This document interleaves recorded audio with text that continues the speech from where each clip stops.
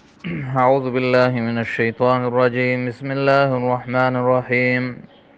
وإذ يرفع إبراهيم القواعد من البيت وإسماعيل ربنا تقبل منا إنك أنت السميع العليم ربنا واجعلنا مسلمين لك ومن ذريتنا أمة مسلمة لك وأرنا مناسكنا وتب علينا إنك أنت التواب الرحيم ربنا وابعث فيهم رسولا منهم يتلو عليهم آياتك ويعلمهم الكتاب والحكمة ويزكيهم إنك أنت العزيز الحكيم صدق اللہ العظیم.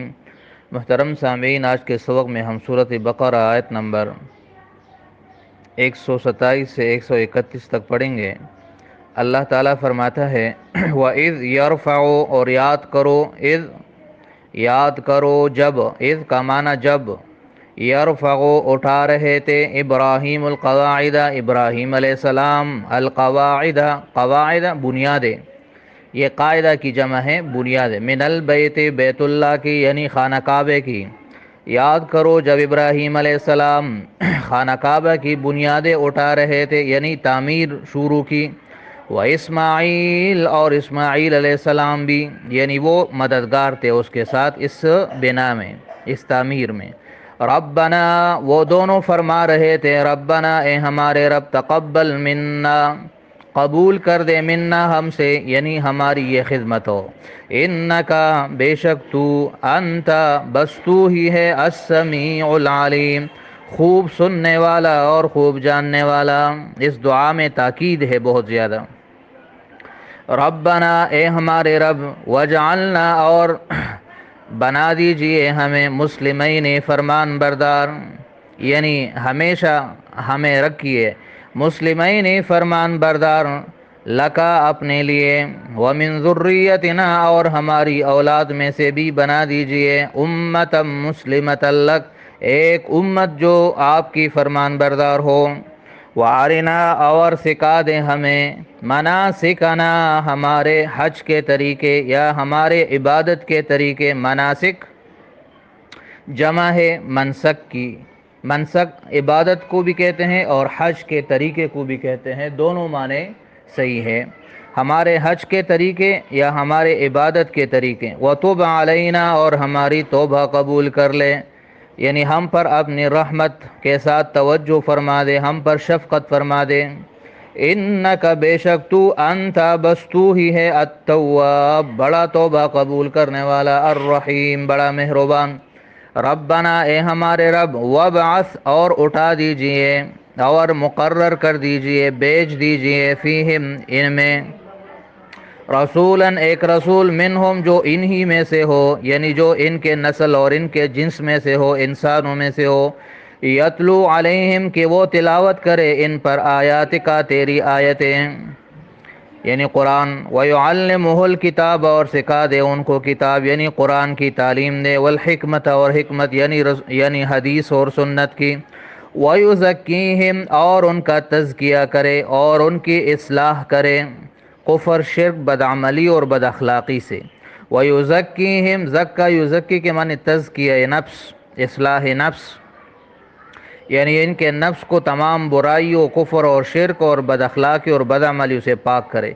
انکا بے شک تو، انت بس تو ہی ہے، العزیز بڑا غالب، الحکیم بڑا حکمت والا. وَمَن يَرْغَبُ اور کون ہے جو منہ پھیرے، عن ملت ابراہیم ابراہیم علیہ السلام کی ملت سے، اس کی شریعت سے، الا من مگر صرف وہی، سفیہ نفسہ جو اپنے آپ کو بے وقوف بنائے، جو اپنے آپ کو ذلیل کرے، جو اپنے آپ کو نقصان میں ڈالے. وَلَقَدِ اصْطَفَيْنَاهُ اور یقیناً اصطفیناہ ہم نے چن لیا تھا اس کو یعنی ابراہیم علیہ السلام کو، فی الدنیا دنیا میں. وَإِنَّهُ اور بے شک وہ، فی الآخرت آخرت میں بھی، لَمِنَ الصَّالِحِينَ یقیناً نیک لوگوں میں سے ہے. اذ قال لہ ربہ یاد کرو جب، قال لہ فرمایا اس سے، ربہ اس کے رب نے، اسلم کہ فرمان بردار ہو جا۔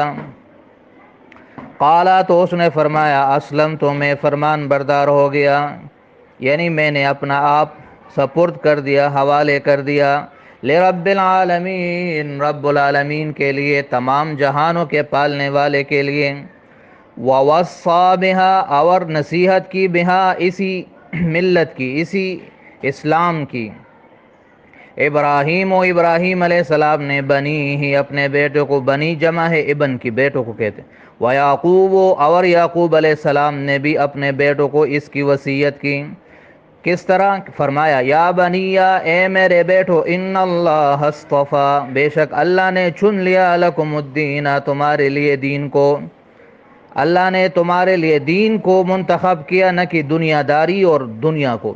فلا تموتن، پس تم ہرگز نہ مرنا، اس میں یہ نون تاکید کے لیے ہے، پس تم ہرگز نہ مرنا، الا وانتم مسلمون، مگر اس حال میں کہ تم مسلمان ہو، یعنی موت تک تم اسلام پر پابند رہنا۔ محترم سامعین، پہلی 3 آیتوں میں ابراہیم علیہ السلام کی چند دعائیں ہیں، اور اس وقت کی طرف اشارہ ہے جب وہ خانہ کعبہ کی تعمیر کر رہے تھے۔ خانہ کعبہ روئے زمین پر اللہ تعالیٰ کا پہلا گھر ہے جو اس کی عبادت کے لیے بنایا گیا۔ پہلی مرتبہ یہ فرشتوں نے بنایا، پھر آدم علیہ السلام نے بنایا، پھر آدم علیہ السلام کے بیٹے شیت علیہ السلام نے بنایا، پھر ابراہیم علیہ السلام کے زمانے تک اس کی عمارت حوادثات کی وجہ سے گر چکی تھی، اور صرف بنیادیں رہ چکی تھی، لیکن وہ کسی کو معلوم نہیں تھی۔ تو پھر اللہ تعالیٰ نے وحی کے ذریعے ابراہیم علیہ السلام کو وہ جگہ بتا دی، جیسے صورت حج میں ہے، اور پھر ابراہیم علیہ السلام نے انہی پہلی بنیادوں پر دوبارہ خانہ کعبہ کی تعمیر کی، اور اسماعیل علیہ السلام اس وقت 13-14 سال کے تھے، وہ بھی اس کے ساتھ اس میں شریک تھے۔ تو اس میں اشارہ ہے اس واقعے کی طرف کہ یاد کرو جب ابراہیم علیہ السلام خانہ کعبہ کی بنیادیں اٹھا رہے تھے، یعنی اس پر تعمیر کر رہے تھے، اور اسماعیل علیہ السلام بھی اس کے ساتھ شریک تھے۔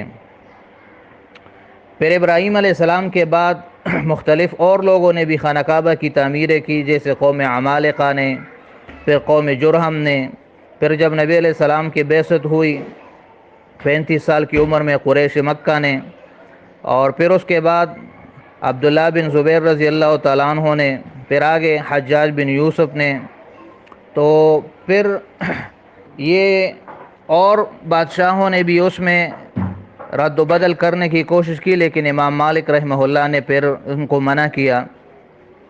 تو یہ خانہ کعبہ سے متعلق ابراہیم علیہ السلام کا تذکرہ اور خانہ کعبہ کی تعمیر کا تذکرہ ہے۔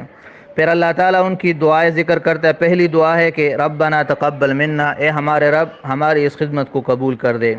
دوسری دعا ہے اے ہمارے رب ہمیں اپنا فرمان بردار رکھی، یعنی ہمیشہ ہمیں اسلام پر اور اپنی فرمان برداری پر قائم رکھے، اور ہماری نسل میں ایک مسلمان امت پیدا کر دے۔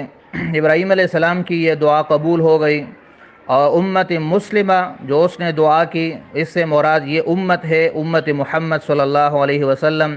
یہ ابراہیم علیہ السلام کی وہی دعا ہے جو اللہ نے قبول کر دی۔ ہمیں ہمارے حج کے طریقے بتا دے، یعنی اللہ ہم نے خانہ کعبہ بنا دی، اب کس طرح اس کی عبادت کرے یہ ہمیں سکھا دیں۔ اور آگے تیسری دعا ہے اے ہمارے رب ان میں ایک رسول بھیج دیجئے، یعنی ہماری جو امت مسلمہ ہے، ہماری جو نسل ہے، ان میں ایک رسول بنا دے۔ اس سے مراد حضرت محمد صلی اللہ علیہ وسلم ہے، جیسے نبی علیہ السلام فرماتے تھے کہ میں اپنے باپ ابراہیم علیہ السلام کی دعا ہوں، کہ اس پیغمبر کے 4 کام اللہ نے ذکر کیے۔ نمبر 1 وہ ان کو قرآن کے الفاظ سکھائے، نمبر 2 ان کو قرآن کی تعلیم دے، نمبر 3 حدیث کی تعلیم دے، اور نمبر 4 ان کی اصلاح نفس کرے، اخلاق کی تزکیہ کرے۔ تو یہ 4 امور ہے، یہ چاروں پیغمبر کے فرائض ہے۔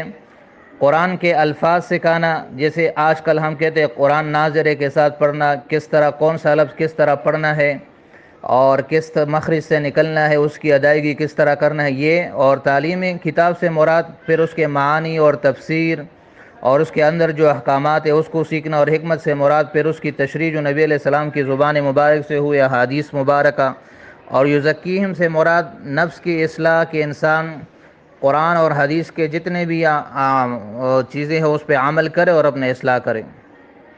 پھر آگے اللہ فرماتا ہے کہ جو ابراہیم علیہ السلام کی ملت سے منہ پھیرے گا اس سے زیادہ بے وقوف کوئی نہیں۔ اس میں تردید ہے یہود و نصارہ اور مشرکین مکہ کی۔ وہ خود کو ملت ابراہیم پر سمجھتے تھے لیکن بت پرستی ان کے اندر آئی تھی، تو اللہ فرماتے ہیں کہ وہ بے وقوف لوگ ہیں جنہوں نے ابراہیم علیہ السلام کے دین کو چھوڑ کر بت پرستی کو اختیار کیا۔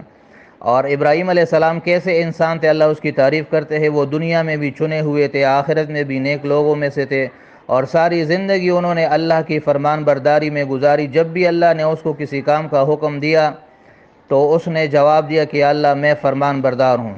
اور اسی بات کی وصیت پھر ابراہیم علیہ السلام نے اپنے بیٹوں کو بھی کی، اور پھر یعقوب علیہ السلام نے بھی کی کہ اے میرے بیٹو تم ہمیشہ دین پر رہنا، اور موت بھی تمہیں آئے تو اسلام کی حالت میں آئے۔ تو ان باتوں سے مقصود یہود و نصارہ اور مشرکین مکہ کو یہ سمجھانا ہے کہ تم دعویٰ کرتے ہو کہ ہم ابراہیم علیہ السلام کے نسل سے ہیں اور اپنے اس نسل پہ فخر کرتے ہو، لیکن تمہاری زندگی اور تمہارے اعمال سراسر اس سے مخالف ہے۔ وہ جس بت پرستی سے اور جس شرک سے لوگوں کو روکتے تھے، آج اسی شرک اور بت پرستی میں تم مبتلا ہو گئے ہو، لہذا یہ سب چیزیں چھوڑ دو۔ امید ہے آپ کو سبق سمجھ آ گیا ہوگا، باقی انشاءاللہ کل پڑھیں گے۔ صدق اللہ العظیم و صدق رسولہ النبی الکریم۔ السلام علیکم ورحمۃ اللہ وبرکاتہ۔